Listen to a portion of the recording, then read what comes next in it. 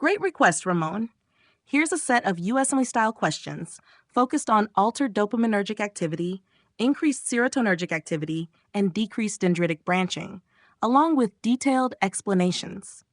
These topics commonly relate to neuropsychiatric disorders like schizophrenia, depression, and stress-related disorders. Question 1. Dopaminergic pathways schizophrenia. A 22-year-old man presents with auditory hallucinations, delusional thinking, and social withdrawal. He has been neglecting hygiene and exhibits a flat affect.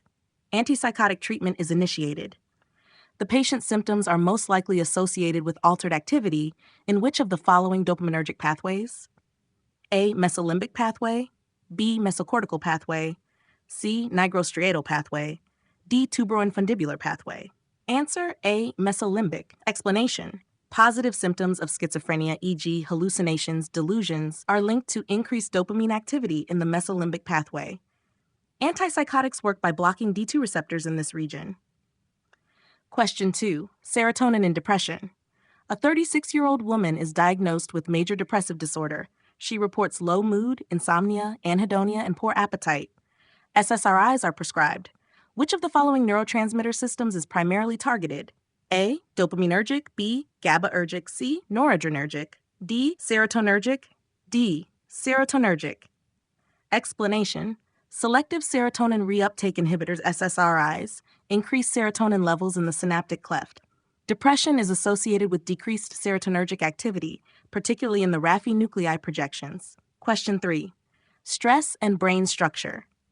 A 10-year-old boy, exposed to chronic neglect and emotional abuse, presents with learning difficulties and emotional dysregulation. Imaging shows decreased volume in the hippocampus.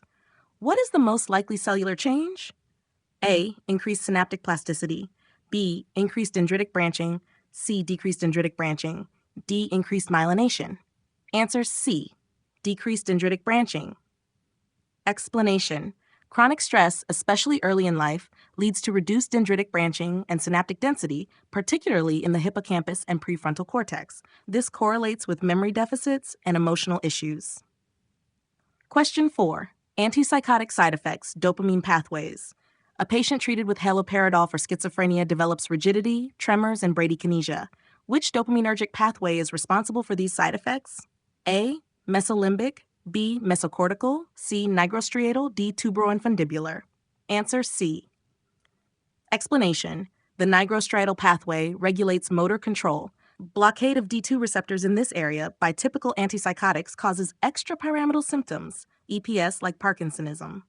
Question 5. Prolactin elevation with antipsychotics. A 28-year-old woman on risperidone develops galactorrhea and amenorrhea. Which dopamine pathway is affected? A. Mesolimbic, B. Nigrostriatal, C. Mesocortical, D. Tuberoinfundibular.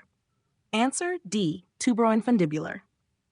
Dopamine inhibits prolactin secretion in the tuberoinfundibular pathway. D2 blockade by antipsychotics removes this inhibition, leading to hyperprolactinemia. Question 6. Resilience to stress and neuroplasticity. A study shows that individuals exposed to early supportive environments have enhanced hippocampal neurogenesis and better stress coping skills. This neuroplasticity is likely due to A. Increased GABAergic inhibition, B. Increased dendritic branching, C. Loss of NMDA receptors, D. Increased cortisol production. Answer B. Increased dendritic branching. Explanation. Positive early experiences enhance dendritic branching, especially in brain areas like the hippocampus and prefrontal cortex, improving memory and emotional regulation. Let me know if you'd like more questions in quiz form.